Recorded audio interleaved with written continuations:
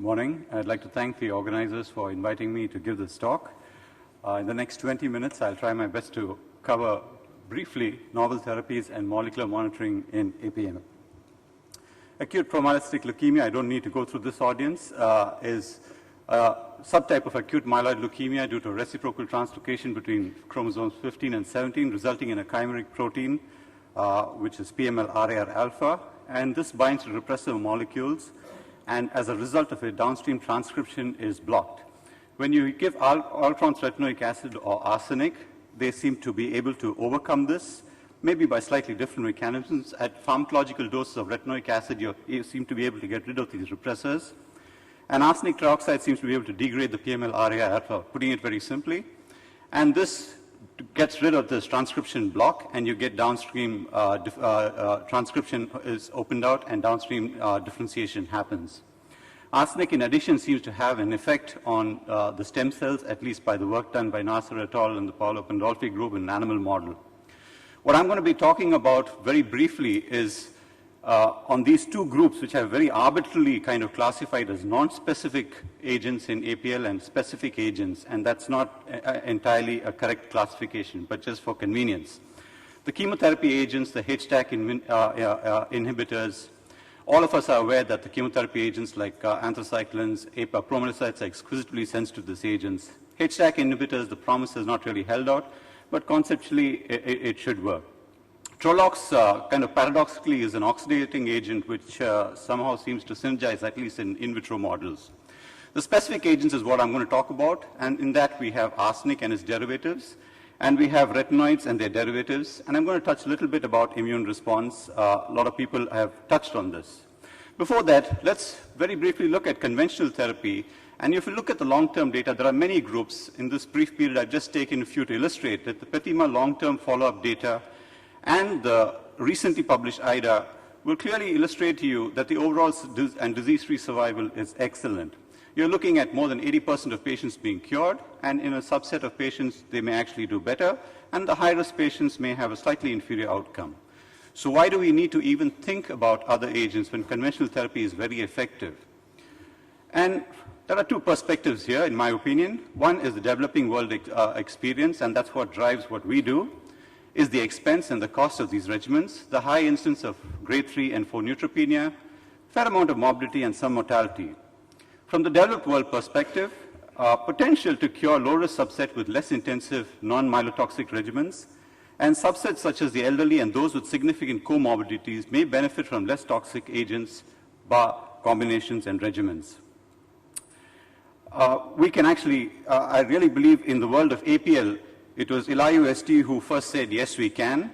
And he actually showed with liposomal ATRA that a subset of patients at least can potentially be cured without any chemotherapeutic agents.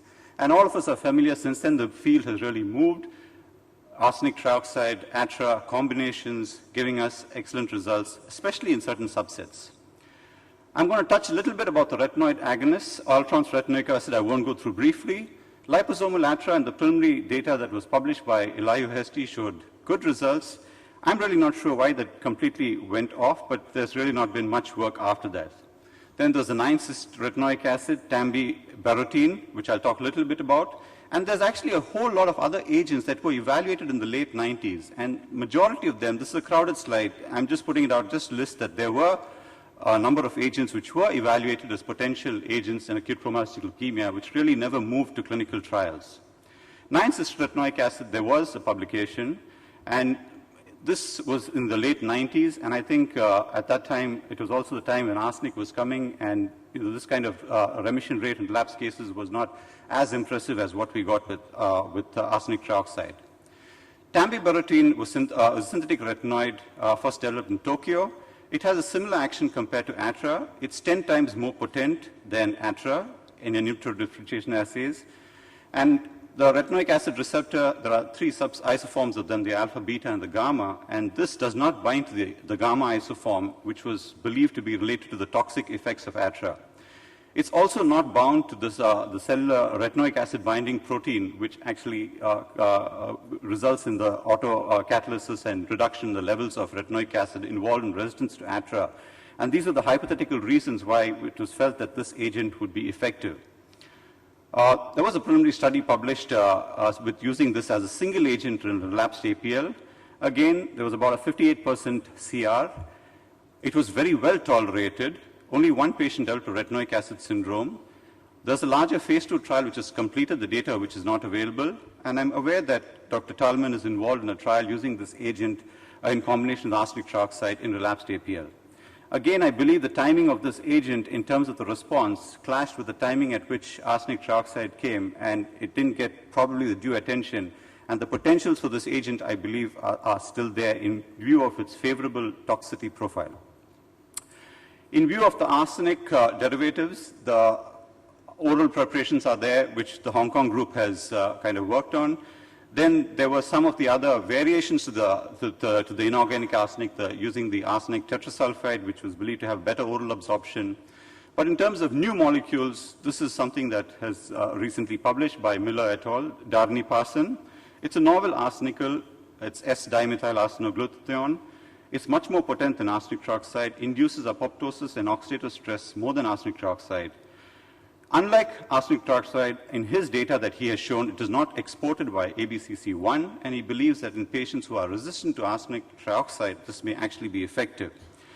Interestingly, in the data that he showed that this agent at equimolar concentrations was very potent in killing the malignant cell lines.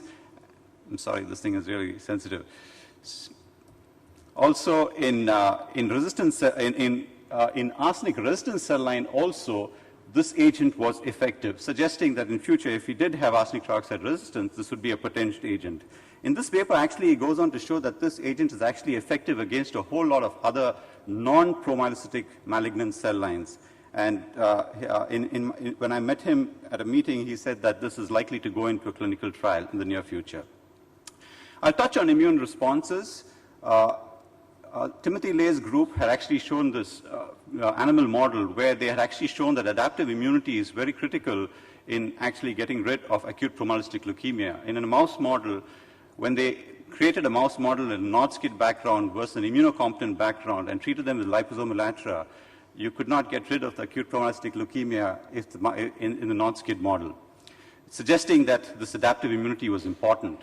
Christine Chaumin in France has also worked on this, and in a mouse model, she has shown the effect of using a DNA plasmid vaccine, which enhances the effect of arsenic of atra and chemotherapy. And this is something that she is continuing to work on. She has also shown response in terms of immunoglobulin response to PML-RAR alpha correlating with response. Very preliminary data from our group. I'm not going to go through this in detail, just to say that we have a project going on looking at APML patients who are being treated with arsenic, and we are comparing newly diagnosed and relapsed. And one of the in vitro experiments that we did was, if I can just take you through this, if you take the NB4 cells and you just cultured them, that was the viability. If you grew them with arsenic trioxide, at the end of 48 hours, that was their viability. If you co-cultured them with MSCs, the viability improved, suggesting that this co-culture had a protective effect. When we saw this initially, the things that came to our mind straight away was to look at lenalidomide and bortezomib, because we know their off-target effects are to affect stromal and malignant cell interactions. And we looked at lenalidomide and bortezomib just as a first-look experiment, and we looked at pharmacologically relevant dose of these drugs. And interestingly, at those concentrations, this can actually overcome the protective effect of the stromal culture. Interestingly, lenalidomide by itself has actually no effect on NB4 cells, while actually bortezomib does kill NB4 cells. And if you do in vitro sensitivity assay at MTT, you can actually see again at pharmacologically relevant concentrations that are achieved with what we use doses today of bortezomib, you get quite a bit of synergy, significantly different from arsenic trioxide alone versus at 80 nanograms of bortezomib, it's statistically significantly different. So in terms of agents, there are a few novel agents. There are not that many as in many other fields like in CML or myeloma that we could potentially look forward to. But probably more than looking at individual agents, it may be looking at combinations and how we optimally use these combinations that may move us forward in this particular field. I'll touch a little bit on arsenic trioxide because that's something that we've been interested in. Our experience starts when we used to send patients away after having received conventional therapy and relapsed, and essentially put them on palliative care, and they would come back 6 months later looking absolutely well. And we realized soon that they were getting treatment from this native medication, a native practitioner who was giving them an agent which had arsenic, and they looked absolutely well. ECOG performance better than they ever looked when they were with us. But we had no sense of the dose and we had no courage, and for that we are really grateful to this group, because it's only after this publication came that we actually could move forward with some sense of a dose. And this is the first study that we did. We used arsenic trioxide, and there was a little bit of pharmacokinetic data at that time which made us decide on some of these breaks in the treatment. We gave induction, consolidation, and maintenance 10 days a month for 6 months. And this data is published. Durable remissions were seen, especially in a subset of patients who we defined as good risk, and that was based on the WBC less than 5,000 and a platelet of more than 20,000 at diagnosis. The follow-up data on this has also been presented. We also looked at risk factors in these populations, and we really could not identify any additional cytogenetic findings or additional FLT3 mutations actually contributing to an adverse effect in this particular group. The long-term data has been recently published, and that's the data, that's the overall survival and the event-free survival. On any given day, if you walk into our chemotherapy treatment area, this is what you will see. Lots of patients, and you can see these, after you finish the induction phase, their performance score is excellent.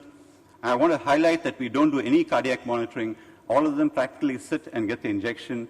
They form incredible groups. They come and meet, and they make friends, and they time their induction, consolidations, and maintenances together so that they come together. And we treat patients who are young and old. And the driving force I really want to highlight is the cost for us. The entire treatment is outpatient. It really cuts the cost, and there's no APL patient today in our center who we would turn away for lack of finances. And for this audience, especially from the West, you must recognize it's a reality in the developing world that a large proportion of patients don't get treatment started. Our own series of AML, only 20% of our AMLs actually go for all that is being discussed in terms of standard of care. To take this further, we did a multi-center study looking at 7 centers in our country, and this recruited patients of 2004 to 2008. We asked one more question, whether we could improve the results of our single center data. We made a small change. We made it from 6 months maintenance to 12 months of maintenance. And the centers were from many parts in the country. And I'm not going to go through this detail due to the constraints of time, but essentially we replicated the data in terms of the CR in this multi-center study. It was 85.5%. We randomized to 6 months and 12 months.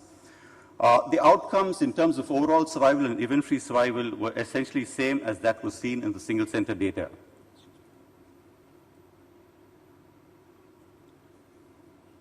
But disappointingly, in terms of the question that we were asking in terms of 6 months and 12 months, we really could not show any significant difference. Interestingly, fertility was well preserved in these patients. They were counseled against pregnancy, but few of them did get pregnant, and we have not had any reports of abortions, stillbirths, fetal abnormalities. The toxicity profile has already been reported, is very favorable. There were no second malignancies. Very briefly on molecular monitoring, cytogenetics and fluorescence in situ hybridization is obviously inadequate. It's generally agreed, the consensus is that RT-PCR with the sensitivity of 1 in 10 to the power of 4 is optimal.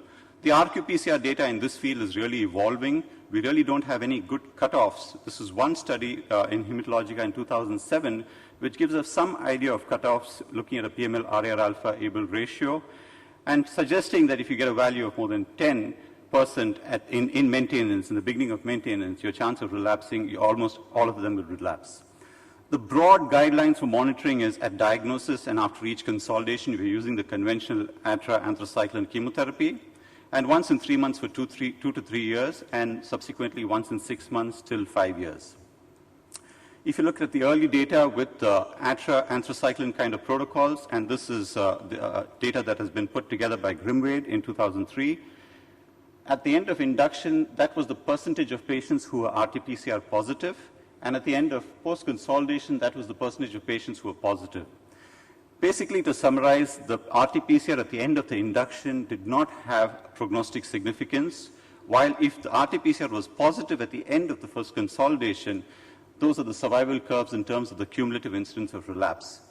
But it's important to remember that the majority of patients who relapse are still patients who are RT-PCR negative, because it's a very small fraction of patients who are actually RT-PCR positive at the end of consolidation. This data was recently published by Dr. Grimwade et al. And here he goes on to look at RQ-PCR and argues that it is much more sensitive in monitoring acute promyelocytic leukemia. He also uses the reciprocal transcript, that is the RAR or the RAR alpha PML, and says if you do both, your sensitivity will increase at all time points that you actually analyze. And in a detailed analysis, he argues that the hazard ratio or the risk of, in a multivariate analysis, is significant if you were RQ-PCR positive. However, you would have to do a bone marrow every 3 months in this study for 3 years. And I can tell you, probably you could do this in the NHS, but if you're in India, you would have no patients if you're going to do marrows every 3 months for 3 years. And the cumulative incidence of relapse with this strategy, they compared an older strategy, the AML-12 study, where the strategy was not approached, and they argued that the cumulative incidence of relapse in that study compared to the study where this was done dropped from 12% to 5%. And obviously, I'm just highlighting a few studies. Data has evolved showing that detecting molecular relapse and intervening has a big advantage. And the interventions are it's not light, it's arsenic trioxide in the UK MRC trial, but it's also followed by an autologous transplant once they do achieve molecular remission. And in this PETIMA group again, those who are molecular remission defined by 2 RT-PCRs positive at 1 month apart. The intention was ATRA followed by HIDAC and transplant. And this curve shows you the patients where this intervention was done in comparison to historical control who had frank hematological relapse and the same intervention was done, suggesting that intervening at the time of molecular relapse would give you much better outcomes.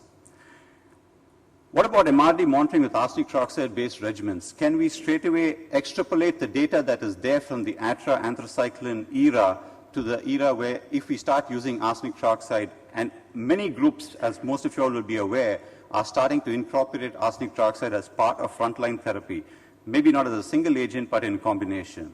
There's potential that the kinetics post-induction and consolidation could be very different, and the data that we have may not really apply. I can't answer that question. I can only tell you what our data was on the study that we did. We did look at RT-PCR post-induction and post-consolidation, and those were the numbers that were positive and those that were negative.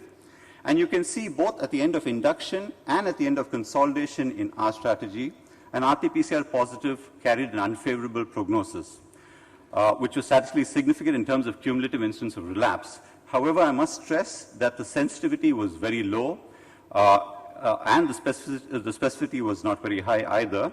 And even when you follow up these patients and the patients who actually relapse, the majority of our patients who relapse are RT-PCR negative 3 months prior to their time of relapse. We cannot do RQ-PCR for every patient at these time intervals for financial constraints. So what we did was we took patients who relapsed and took their samples 3 months earlier and took a control population and did their RQ-PCRs. And in our analysis, the sensitivity does go up, but only marginally. My conclusions is available therapy for APL is very effective. There are few novel agents being evaluated. Scope for improvement with optimal combinations of existing and novel agents. Novel agents could potentially reduce morbidity and mortality associated with treatment. MRD monitoring is important for stratification. Maybe at these time points, if they are positive or negative, they may actually serve as good points at which to stratify patients in terms of intensifying or de-intensifying therapy. That's something that could potentially be studied in the future. And also, if you do detect molecular relapse, early intervention clearly has advantages. I'll stop, acknowledge my colleagues, Dr. Alok, Dr. Biju AB, Riaz, and Oro, the molecular lab, Dr. Pungali, LLC, Sargentics unit, and the statistician, Kavita M. Lakshmi. Thank you for your attention.